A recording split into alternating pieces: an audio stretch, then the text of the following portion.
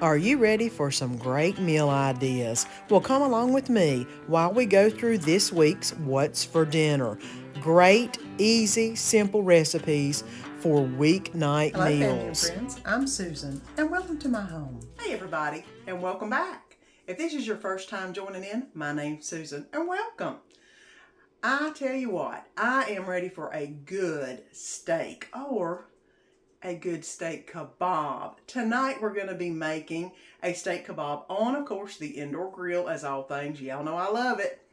And I'm going to put it in a little bit of marinade, and then we're going to put a few little things on the skewer. But other than that, it will be amazing. So, my ponytail is already up. Let's go ahead and start making some steak kebabs. And tonight I'm going to make some steak kebabs. I'm going to go ahead.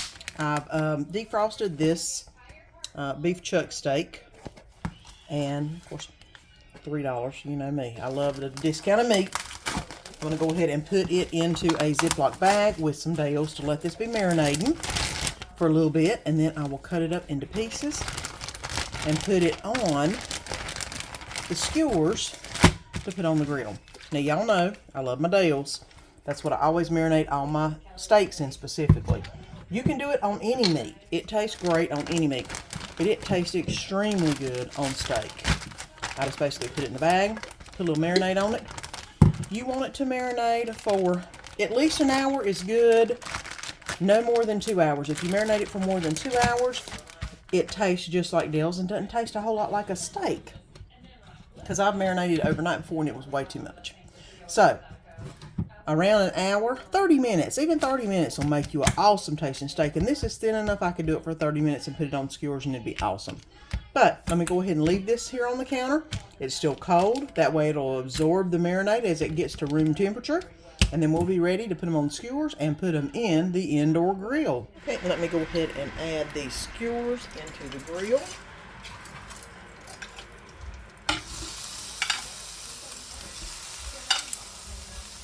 I'm going to do them about 2 to 3 minutes on each side and then flip them. So now those are ready to roll. And I'll bring you back whenever we get them out of the grill. All right, let's look and see. Ooh, look how pretty those look. Let's go ahead and get them off the grill and get them resting a little bit before we serve them up. Look how pretty those look. Those are looking great. All right, let's get them plated up here in just a minute. And here we go. Steak kebabs. A little bit of salad going on. And that is what's for supper tonight. It's time for one of our favorite Mexican meals. Green chili chicken enchiladas. We love this dish, and it's not that hard to make. It's actually pretty simple. It does have to spend a little time in the oven, but other than that, it is so good.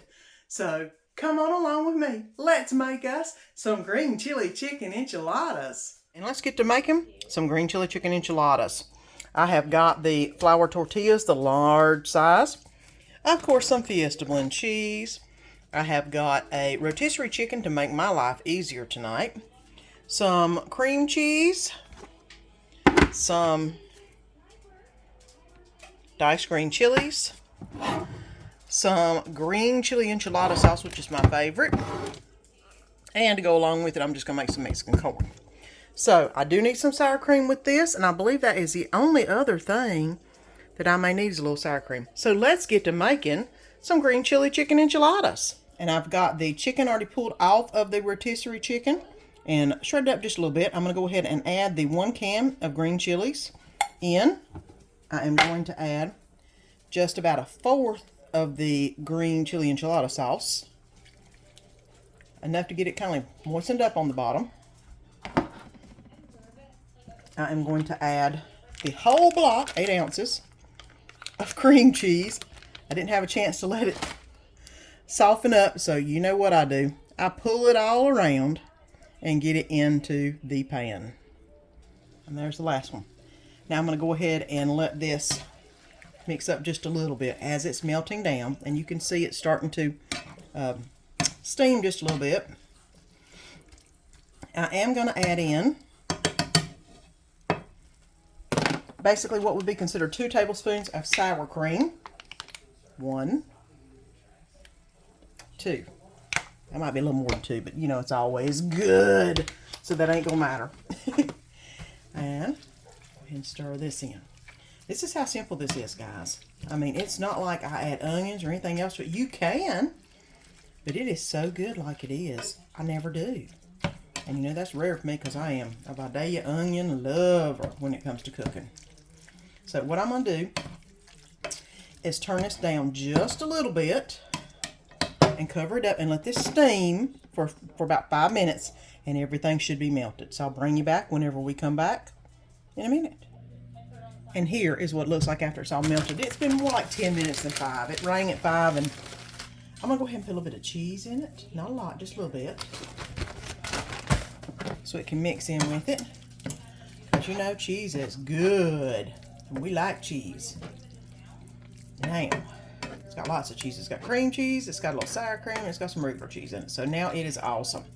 Now, let's put these babies into their blankets and get them in the dish to go in the oven. I've been preheating my oven at 350, and it's almost there.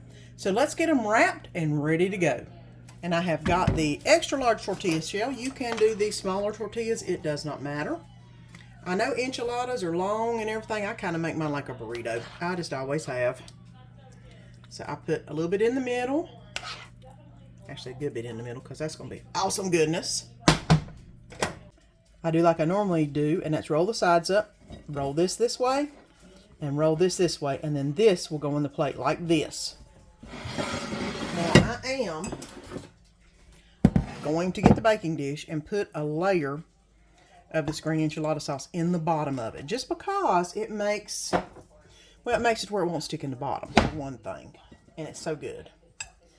And looks like we may not have a whole lot of room for more than 2, but we'll have plenty left over for more. So I'm going to go ahead and get Danny's one made to go in this container, and then I'll get it in the oven. And this plate did only fit 4 big ones. You can make a lot of small ones, or you can make a couple big ones. It's just Danny and I. That's perfect for us. So the next thing I'm going to do is pour the green enchilada sauce over top. Which there's going to be a lot, because I could have put a whole lot more in there. Or got a bigger dish and did a whole lot more. But for Danny and I, this is fine. We love this stuff. Now I'm going to cover the top with cheese, because it, you know, everything is better with cheese. Bless you, Dolly. I'm going to go ahead and cover this with aluminum foil and get this in the oven for 20 minutes. And we will be ready for some supper. And I just got it out of the oven. We've had it in for 20 minutes. I did uncover it and let it heat up a little bit longer on top. You can let it brown on top if you want to. We're hungry. We're going to go ahead and get this served up. And there we go. Green chili chicken enchiladas. I'm going to go ahead and add a little bit of Mexican corn to the side, because this is some awesome corn. And that's what's for supper tonight. I like to make easy meals most days, but there are some days when the meals are a little easier than others.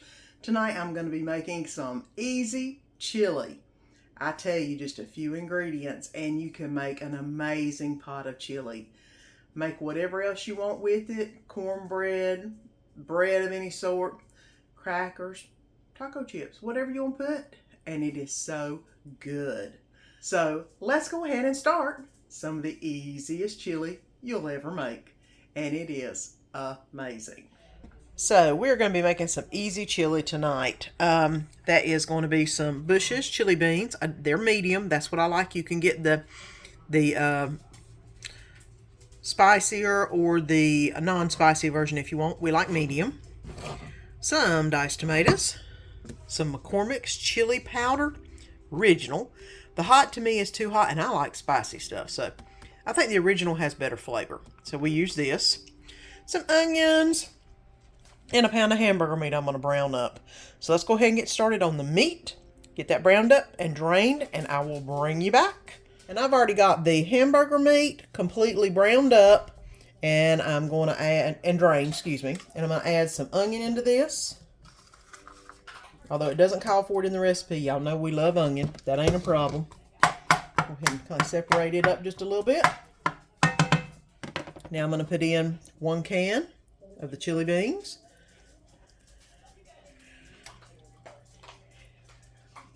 1 can of diced tomatoes. And go ahead and stir that around a little bit.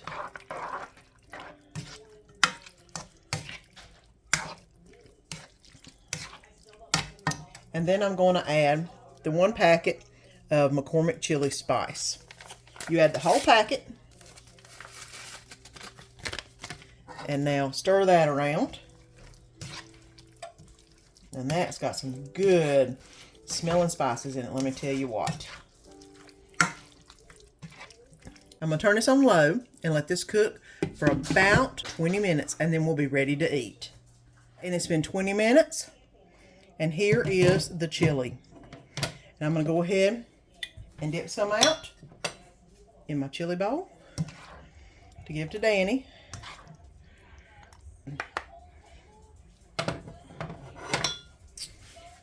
So let me turn you around real quick. And now that we've got it in the bowl, I'm going to go ahead and put some cheese on top. Look at that. And some sour cream.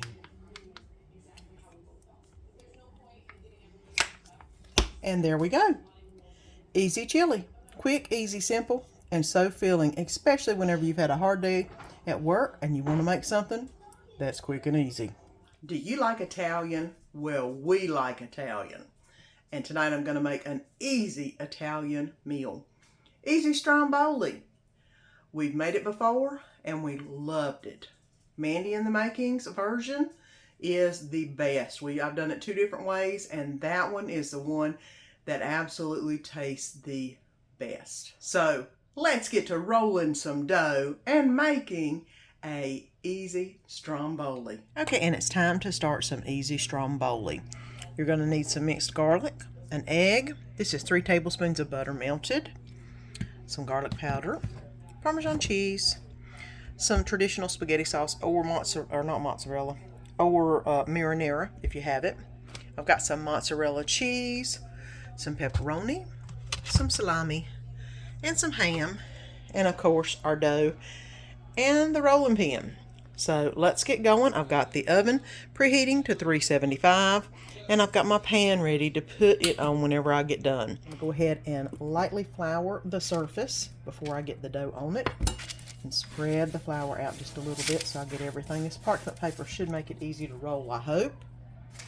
And now I'm going to get the dough out.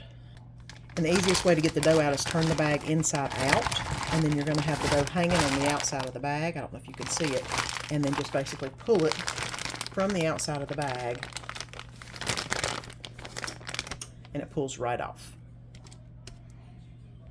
Now I'm going to go ahead and put a little bit of flour on the top. I'm going to go ahead and mush it down just a little bit. I want it to kind of be a triangular shape, so I'm going to go ahead and get it started that way.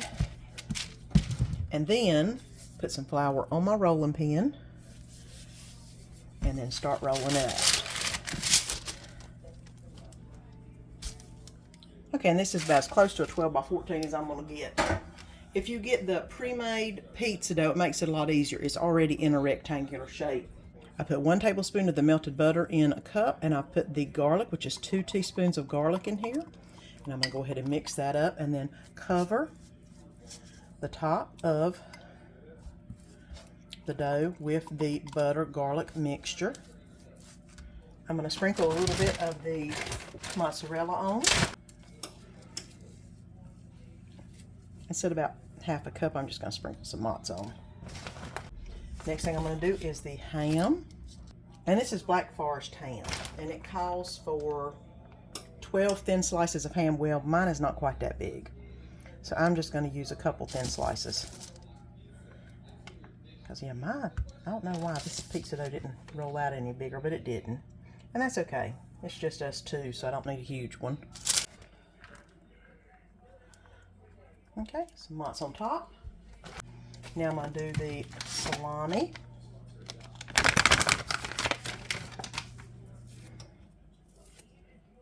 Probably about 6 pieces. And I'm going to do the pepperoni.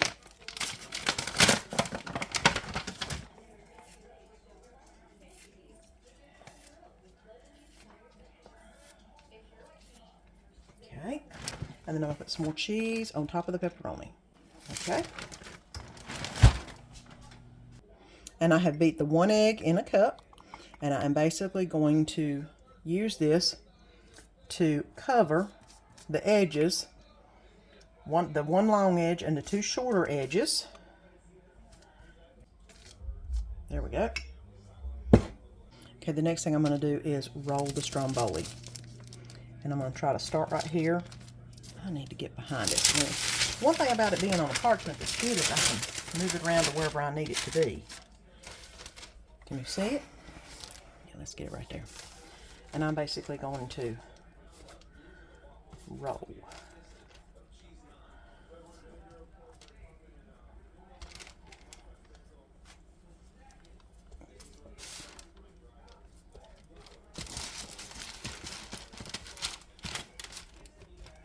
Well, that looks really good, actually. That's a nice little string there. I don't know if you can see how nice it looks the long way, but that looks really good. Okay. Now,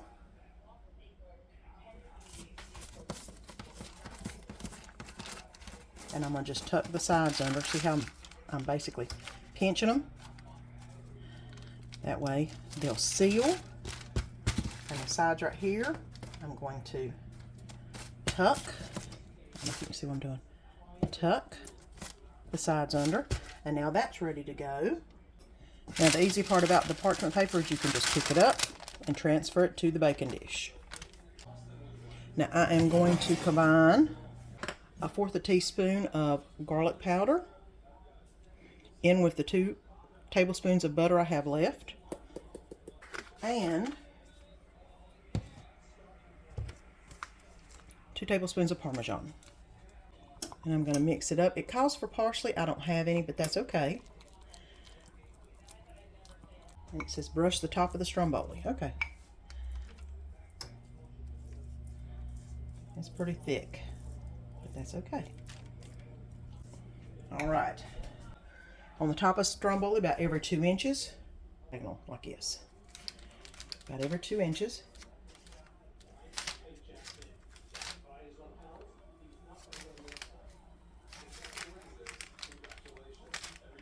Okay, that looks really good.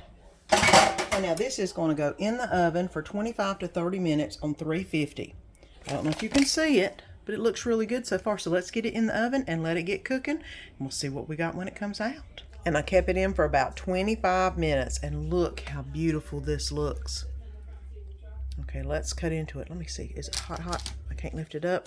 Probably. Well, it's moving off the parchment paper, which is awesome. So let me go ahead and cut it into strips, and we'll see what it looks like. And here's what it looks like completely cut up. I'm going to let it cool off a little bit, and then I'm going to give it a taste. Okay, and that's what it looks like on the inside. Doesn't it look good? Let me try to get a little bit of the marinara or the pizza sauce in it and take a bite. I got the end piece because it's the most like a breadstick. This is so good. It was actually so easy to make. Y'all got to try it. And this is what's for supper Thursday night. I hope you've enjoyed this week's What's for Dinner. 4 amazingly quick and extremely tasty recipes. Don't forget to come back next Sunday whenever we have 4 more recipes to make your weeknight meals go a whole lot easier. And until next week, have a great week. Oh, and don't forget to subscribe. We'd love it for you to become part of our channel's family. Bye for now. Don't forget to click that link below and subscribe so you don't miss any of the upcoming videos. And let our family be a part of your family.